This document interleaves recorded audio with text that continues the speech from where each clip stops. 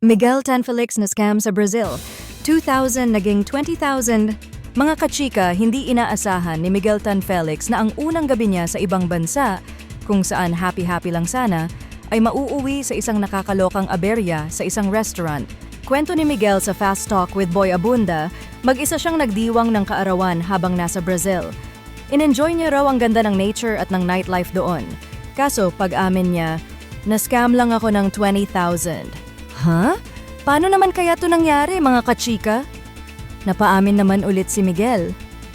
Medyo malungkot ako noon kasi birthday ko sa Pilipinas.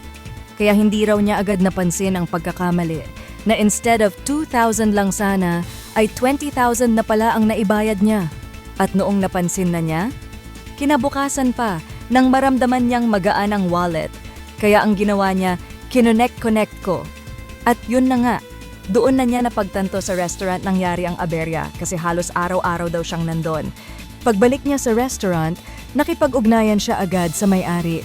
Pinanood nila ang CCTV footage pero gaya ng madalas sa CCTV, malabo ang kuha. At ayun na nga, mga kachika, na-scam si Miguel.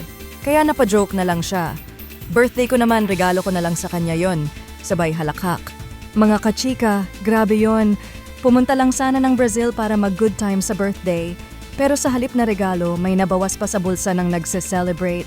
Kaya ano sa tingin nyo, mga kachika? Dapat bang mas naging alerto si Miguel? O minsan ba talaga, kapag malungkot ang isip, may mga bagay na di na namamalayan?